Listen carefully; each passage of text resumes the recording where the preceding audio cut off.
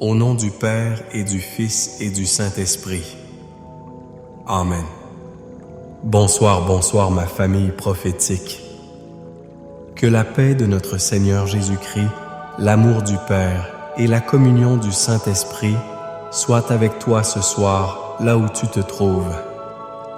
Je veux prendre un instant pour te bénir, pour bénir ta maison, pour bénir ta famille.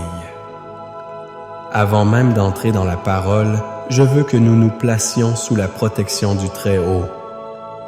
Père éternel, au nom puissant de Jésus-Christ, je viens maintenant couvrir chaque personne qui écoute cette prière, chaque foyer connecté. Je plaide le sang de Jésus, le sang de l'agneau, sans défaut et sans tache. Que ton sang, Seigneur Jésus, soit un dôme de protection sur nos têtes.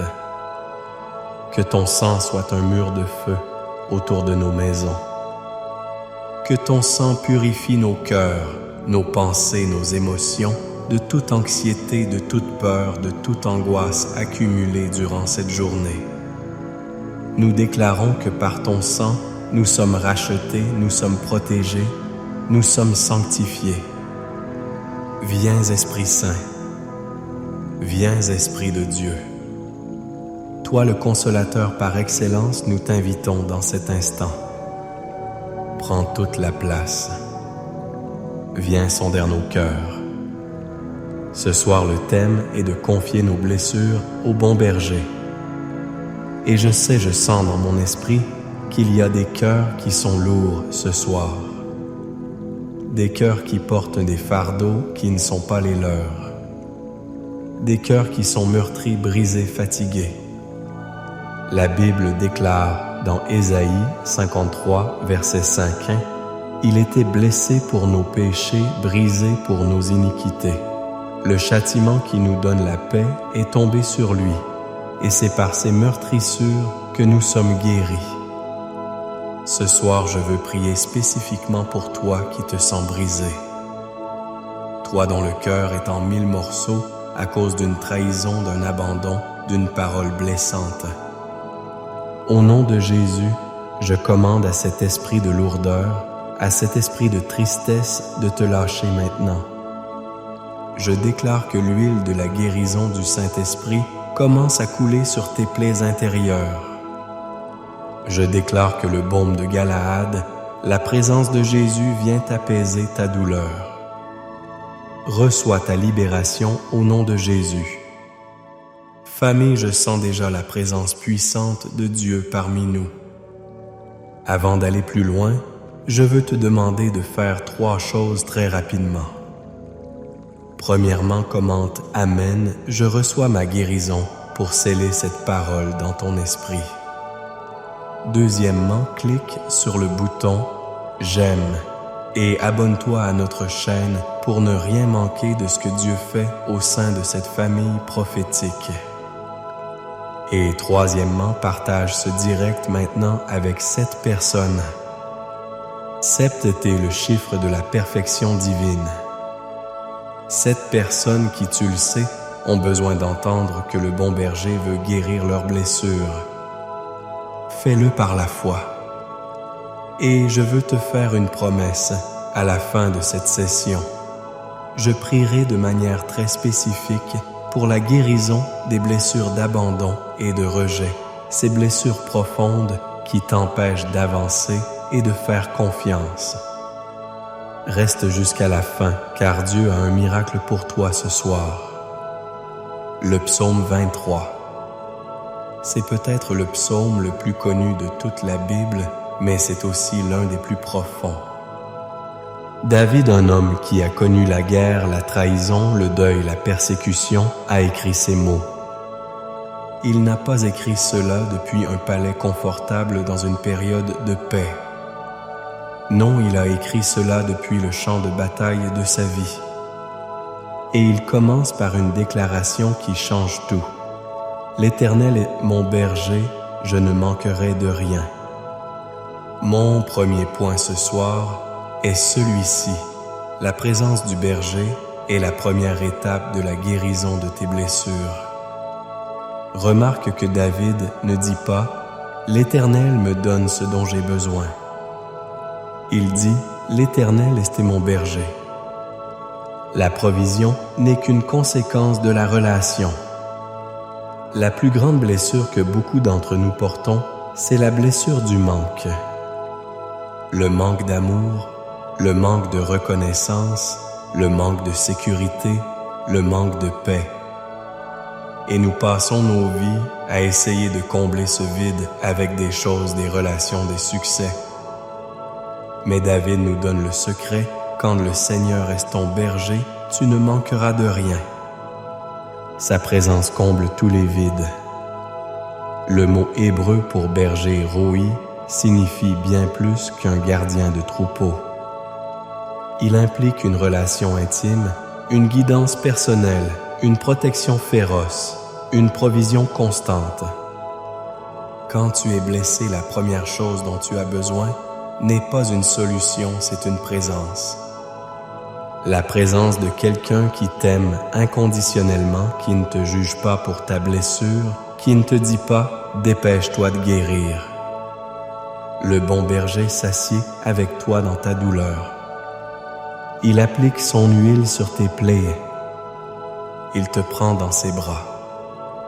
Je me souviens d'une sœur dans notre communauté qui avait été profondément trahie par son mari. Sa blessure était si vive qu'elle ne pouvait même plus prier. Elle disait « Pasteur, les mots ne sortent plus. Mon cœur est un désert. » Je lui ai dit « Ma sœur, ne cherche pas les mots. Cherche juste sa présence. Assieds-toi en silence et dis simplement « Jésus soit mon berger. » C'est tout. Des semaines plus tard, elle est revenue en larmes, mais cette fois, c'était des larmes de joie. Elle m'a dit « Pasteur, je n'ai rien fait d'autre. Chaque soir, je m'asseyais et je chuchotais « Sois mon berger. » Et petit à petit, j'ai senti sa chaleur m'envelopper. Je n'étais plus seul dans mon désert. Sa présence a commencé à irriguer mon cœur desséché. Ce soir, je veux te dire peut-être que ta blessure te fait sentir seul, isolé, incompris. La première étape de ta guérison est de reconnaître que tu as un berger. Sa présence est le remède à ta solitude. Déclare avec moi là où tu es, l'Éternel est mon berger. Le deuxième point, et c'est le cœur de notre message, se trouve au verset 4. Quand je marche dans la vallée de l'ombre de la mort, je ne crains aucun mal, car tu es avec moi. Ta houlette et ton bâton me rassurent. Écoute bien ceci. Le psaume ne dit pas que le berger nous empêche d'entrer dans la vallée. Il promet de marcher avec nous dans la vallée. Ta blessure, ce traumatisme, cette dépression, cette maladie, c'est ta vallée de l'ombre de la mort. C'est un lieu de peur, d'obscurité, d'incertitude. Beaucoup de chrétiens pensent que la foi consiste à éviter les vallées. Mais la véritable foi, c'est de faire confiance au berger dans la vallée. Il y a deux choses cruciales ici. Premièrement, David dit « quand je marche ». Il ne dit pas « quand je campe, quand j'installe ma maison ». La vallée n'est pas ta destination finale. C'est un passage. Ta blessure n'est pas ton identité. C'est une saison que tu traverses. Ne plante pas ta tente dans la vallée de l'amertume ou du désespoir. Continue de marcher un pas après l'autre en te tenant à la main du berger. Deuxièmement, il mentionne la houlette et le bâton. Ce sont les outils du berger. Le bâton, une sorte de gourdin, servait à défendre le troupeau contre les prédateurs, les loups, les lions. La houlette, ce long bâton recourbé, servait à guider les brebis, à les ramener sur le bon chemin, et même à les retirer avec douceur d'un fossé où elles seraient tombées. Dans ta vallée, le berger est là. Son bâton te défend contre les attaques de l'ennemi les mensonges qui te disent que tu ne vaux rien, que tu ne guériras jamais. Sa houlette te guide, elle te corrige avec amour quand tu veux t'égarer dans la rancune et elle te sort avec tendresse du trou de la dépression. Ta blessure t'a peut-être fait tomber, mais la houlette du berger est assez longue pour t'atteindre et te remonter. N'aie pas peur de ta douleur. N'aie pas peur de tes souvenirs. Le berger est avec toi. Sa présence transforme la vallée de l'ombre de la mort en un simple passage ombragé. Le mal est là, l'ombre est là, mais sa présence annule la peur. Enfin, mon troisième point, c'est la promesse de la restauration et de la victoire. Verset 5. Tu dresses devant moi une table en face de mes adversaires. Tu oins d'huile ma tête et ma coupe déborde. Quelle image puissante! Dieu ne se contente pas de te guérir en secret. Il prépare un banquet pour toi, une célébration, et il le fait sous les yeux de tes ennemis. Qui sont tes adversaires? Ce peuvent être les personnes qui t'ont blessé. Mais ce sont aussi les esprits de dépression, d'anxiété, de peur de rejet. C'est le souvenir de la trahison. C'est le diagnostic du médecin. Et Dieu dit, « Je vais te bénir si abondamment que ses adversaires seront forcés de regarder ta victoire. » Il ne te sort pas de la présence de tes ennemis, il te fait triompher au milieu d'eux. C'est ça la guérison divine. Ce n'est pas juste l'absence de douleur, c'est la présence de la gloire de Dieu au milieu de ta situation. Tu oins d'huile ma tête. L'huile dans la Bible est un symbole de guérison, de consécration et de joie.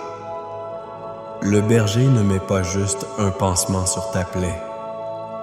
Il verse l'huile de son Esprit Saint qui guérit en profondeur, qui restaure ton identité, qui te remplit d'une joie que les circonstances ne peuvent pas voler. Et ma coupe déborde. La guérison que Dieu te donne n'est pas juste assez pour toi. C'est une guérison qui déborde, qui va toucher les autres autour de toi. Ta blessure, une fois guérie par le bon berger, deviendra un témoignage puissant. Ta cicatrice racontera l'histoire de la fidélité de Dieu. Tu pourras consoler les autres avec la consolation que tu as reçue. Tu vois, l'ennemi a voulu utiliser ta blessure pour te détruire, mais Dieu va l'utiliser pour faire de toi un instrument de guérison pour les autres. La table est dressée. L'huile est prête. Ta coupe est sur le point de déborder. Il est temps de quitter la vallée et de t'asseoir à la table que le roi a préparée pour toi. Maintenant, famille, je veux que nous passions à un niveau supérieur. Nous avons parlé du soin du bon berger. Maintenant, nous allons déclarer la protection du Dieu Tout-Puissant. Je vais lire pour toi et avec toi le psaume 91. Ne l'écoute pas seulement, reçois-le comme une arme, comme un bouclier. Déclare chaque parole avec foi sur ta vie. Celui qui demeure sous l'abri du Très-Haut repose à l'ombre du Tout-Puissant. Je dis à l'Éternel, mon refuge et ma forteresse, mon Dieu, en qui je me confie. Car c'est lui qui te délivre du filet de l'oiseleur de la peste et de ses ravages. Il te couvrira de ses plumes, et tu trouveras un refuge sous ses ailes. Sa fidélité est un bouclier et une cuirasse. Tu ne craindras ni les terreurs de la nuit, ni la flèche qui vole de jour, ni la peste qui marche dans les ténèbres, ni la contagion qui frappe en plein midi. Que 1000 tombent à ton côté et 10 000 à ta droite, tu ne seras pas atteint. De tes yeux seulement tu regarderas et tu verras la rétribution des méchants. Car tu es mon refuge, ô Éternel. tu fais du Très-Haut ta retraite. Aucun malheur ne t'arrivera, aucun fléau n'approchera de ta tente. Car il ordonnera à ses anges de te garder dans toutes tes voies. Ils te porteront sur les mains de peur que ton pied ne heurte contre une pierre. Tu marcheras sur le lion et sur l'aspic, tu fouleras le lionceau et le dragon. Puisqu'il m'aime, je le délivrerai, je le protégerai, puisqu'il connaît mon nom. Il m'invoquera et je lui répondrai.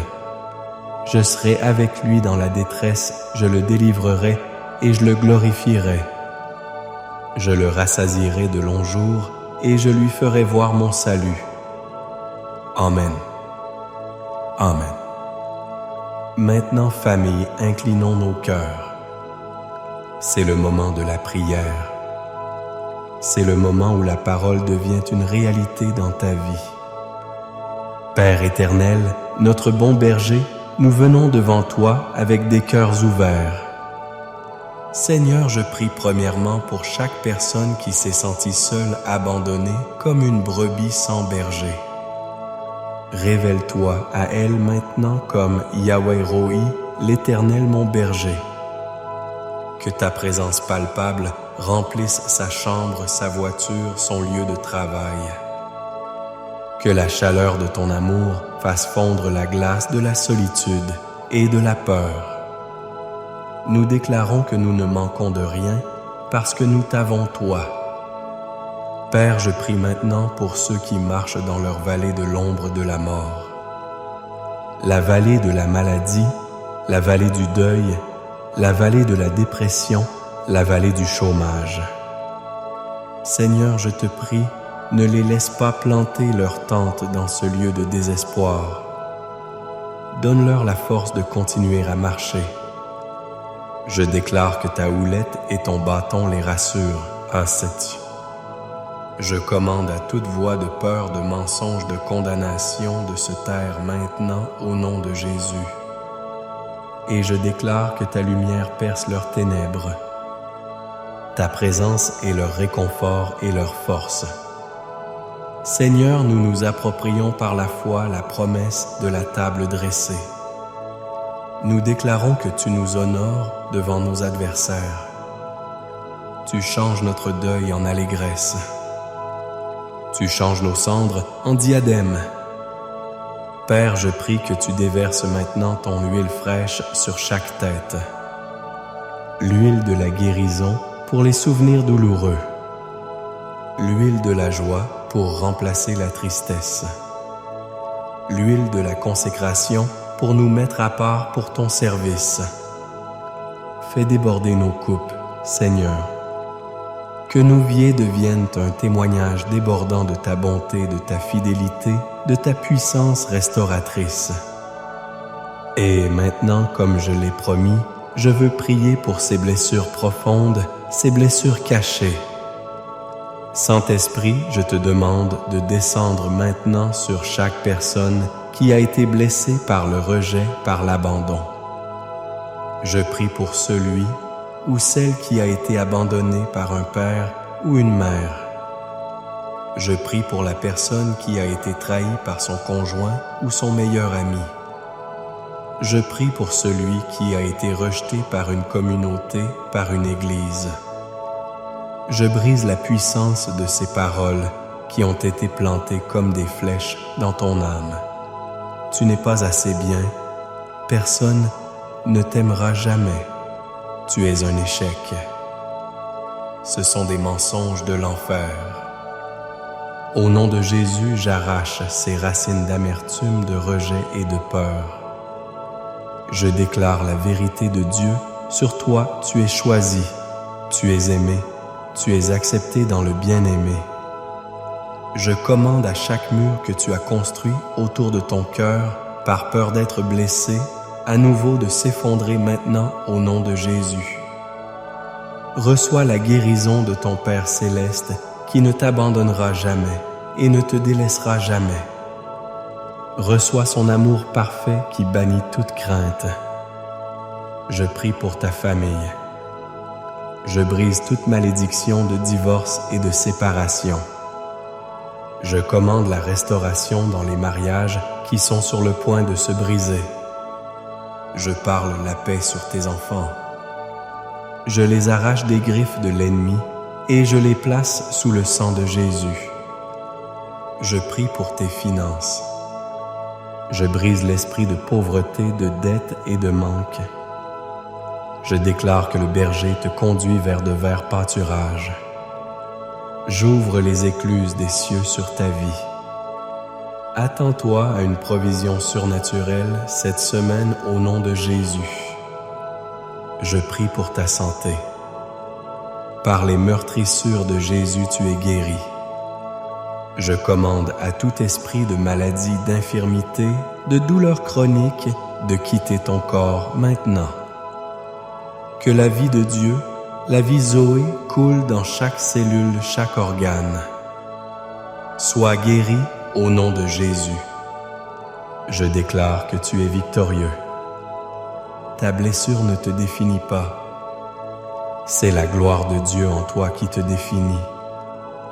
Tu n'es pas une victime, tu es plus que vainqueur par celui qui t'a aimé. Et maintenant reçois cette bénédiction finale. Que l'Éternel te bénisse et qu'il te garde. Que l'Éternel fasse luire sa face sur toi et qu'il t'accorde sa grâce. Que l'Éternel tourne sa face vers toi et qu'il te donne la paix. La paix dans ton cœur, la paix dans ta maison, la paix dans tes pensées. Va dans la paix et la victoire du bon berger. Amen et Amen.